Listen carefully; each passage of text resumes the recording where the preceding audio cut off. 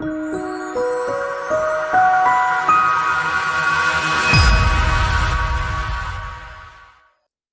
are with Mr. Noor, the newly appointed CEO of the Pacific Asia Travel Association, PATA, and we are at your headquarters in Bangkok.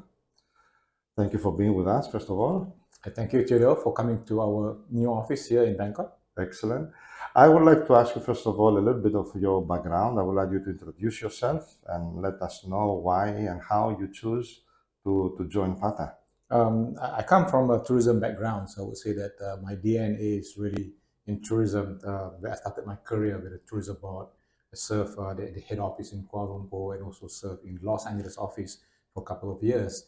And that's where I began all this, the love of travel and tourism industry. And eventually I grew up going to the corporate world, but still in the hospitality business before I entered into the association management with an organization called International Congress and Convention Association for more than a decade. During the pandemic, I was sort of invited by the Malaysian government to be part of the Malaysia Convention and Exhibition Bureau that specialized in the MICE segment, or what we call the business event, to help them pivot from the pandemic. When the opportunity arises, I told myself that tourism and travel is part of my DNA, and I'm just looking forward to and excited to be part of PATA, which is fantastic organization, have deep history, and there's a lot of opportunity and of course challenges as well. Excellent. So, from your vast experience, what would you say are the big challenges and opportunities, of course, that the industry is facing now? Of course, I think the first thing first is that PATA as an association, just like any other associations around the world, we are just like other businesses being hit very hard by the pandemic in terms of membership, growing the membership, trying to get the members to attend the event, trying to engage with the members and the community at large. So I think this is going to be a very challenging time for us to rebuild the community because everybody was quite displaced during the pandemic. But having said that, I think there's a lot of opportunity for us. Like I said earlier on, PATA has a very deep and colorful history.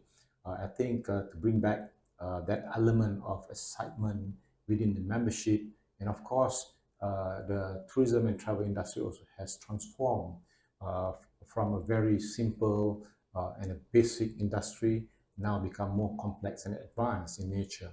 So I think moving forward, it is important for us at PATA to really listen to the industry, to engage with them, to communicate, and to provide benefits that is beyond what we normally provide.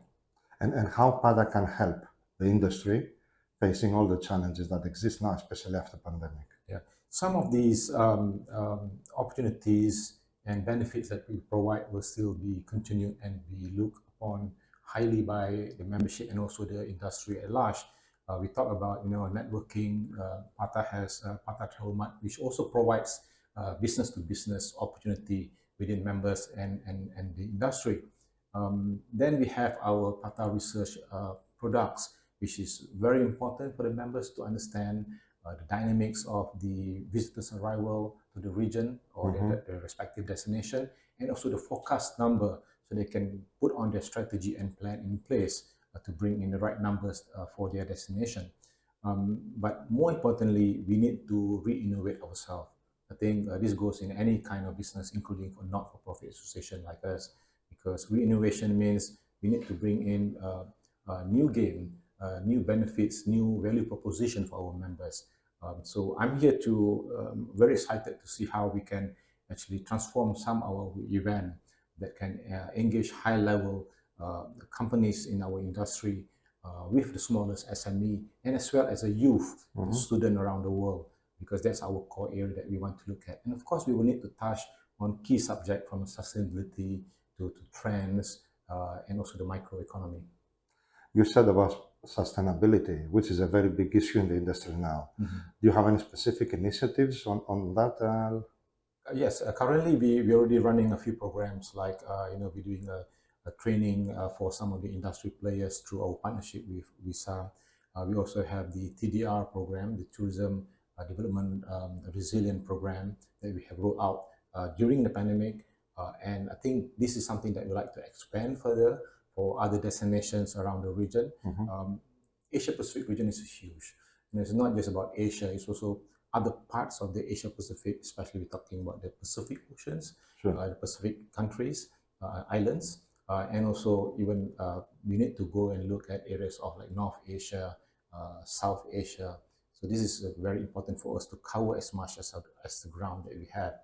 Um, um, Sustainability, like you said, also is a very big uh, issue at hand for the tourism industry at large.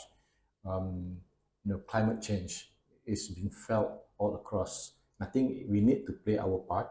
PATA will continue our advocacy on how we can be doing the real thing and a good thing.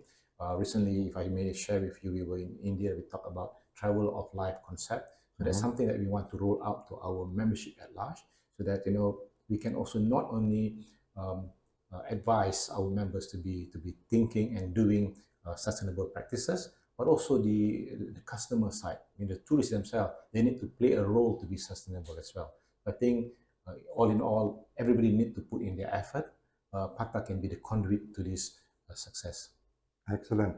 One of the products that you mentioned is you monitoring data. Yes. And you said that one of the plans you have is to help the industry to take strategic decision according to this data.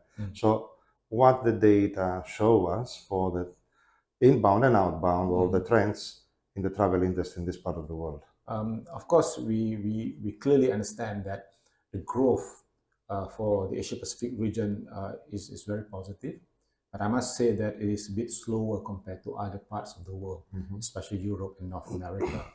This is not a strange facts, because we are still recovering from the pandemic, and we can see that in the Asia Pacific region, even from the aviation business, is not fully up to speed from the 2019. I think if I may put in this perspective, 2023, where we are now, we are still in the recovering stage for Asia Pacific. 2024, we will have some sort of stability. And hopefully there is no more pandemic and no more natural disasters happening in this region. Hopefully 2025, I'm very optimistic that we will go into the growth. And we must also remember a lot of time that we talk about, we need to be achieving the numbers of 2019. I think we need to rethink tourism. It's not just going back to the numbers, but we also have to think two factors. One is that we have lost 3 years. So assuming every year we lost a 5%, so we're not going only back to the numbers in 2019, but the growth should be beyond the 15% that we have lost over the last 3 years. That's point number one. And the point number two, I think this is the biggest challenge that we have in the travel and tourism industry, including in the Asia Pacific destinations, whereby there are some destinations that are becoming so popular that we're having these challenges of over tourism. Exactly. So I think this is where we need to have the mindset change from destination marketing to destination management. How do we distribute the wealth of the travelers into all sort of areas? This is not going to be easy, but I think there's a lot of thinking to be done. Strategy need to be put in place, and I think more importantly, I hope it is my fervent hope to see that there will be a lot of inter-regional cooperation, because Asia Pacific has more than 4 billion over population. At one time, Asia Pacific is receiving, it's an inbound market, but now we are also a source market. Sure. So eventually, with 4 billion people, we can be a source market for ourselves. And I think regional travel will be the biggest thing in the future. Another widely spoken topic and an issue that concerns the industry is the digitization, let's say, of travel and hospitality.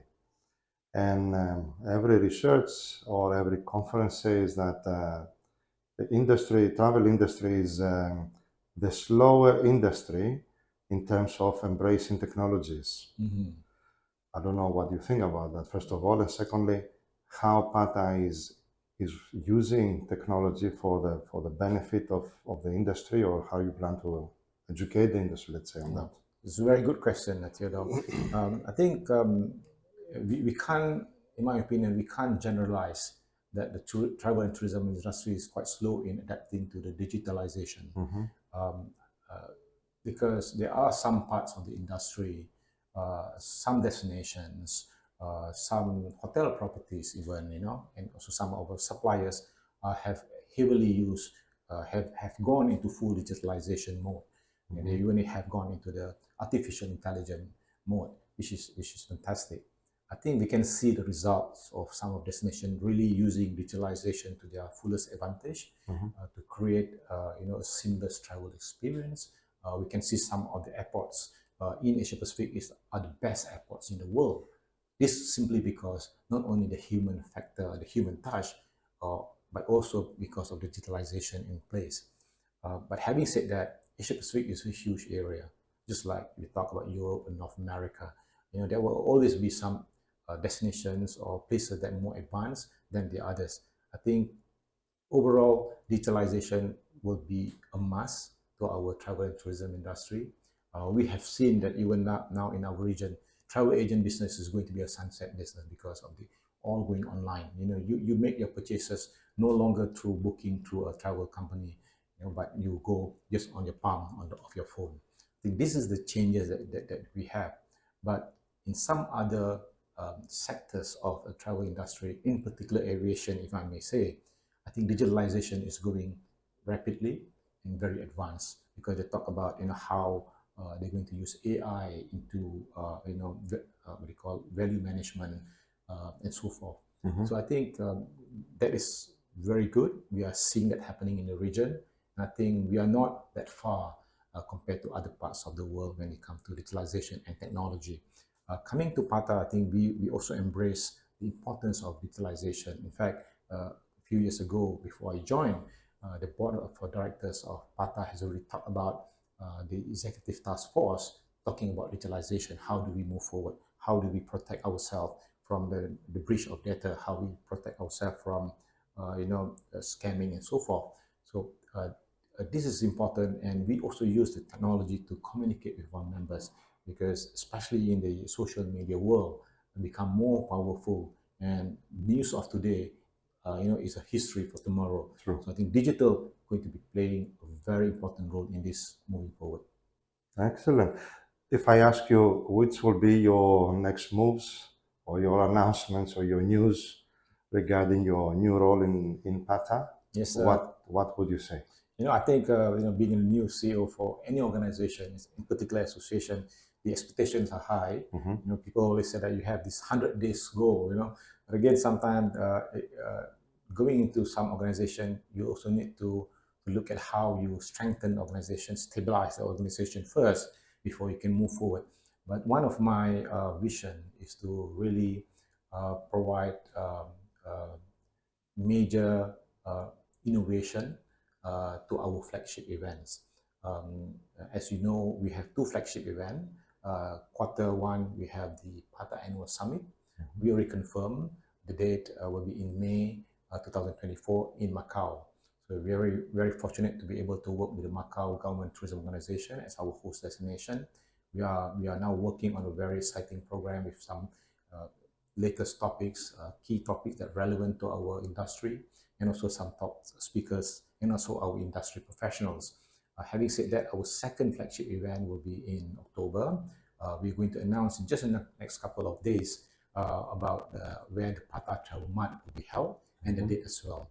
So I think moving forward, my wish is to also announce the PATA Travel Month for 2025 up to 2027 before year end. Mm-hmm. So this is important so that our members, both side the exhibitors, destinations, could well plan ahead to join our PATA Travel Mart and make it as an important gathering B2B platform for the travel and tourism industry. Well, I cannot afford not to ask because you mentioned that you are going to bring some innovations Yes. in these events, and I like innovation. Yes. Can you give us some hints? Some of the hints that innovation comes not just from speakers from our industry. Mm-hmm. We like to have speakers from outside our industry.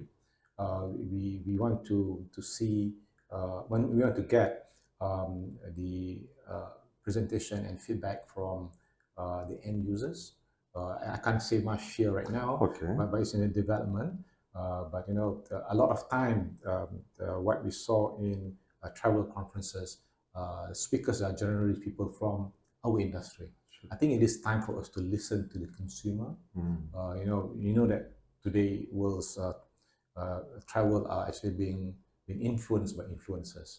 Exactly. So this is a new paradigm that we want to look at. But both are equally important. So the innovation must go on. I think we want to provide as much platform for our members to re-engage because I think that is very important. The strength of PATA for our innovation in the events are basically the knowledge of our members and how do we tap that using our event. That's going to be crucial. Well, it sounds very exciting. And with this, I would like to thank you again for being with us. Yep. And looking forward to seeing the next steps of PATA. It's very challenging times. Thank you, Theodore, and all Thank the you best to also. you. Kokung Kha. Thank you.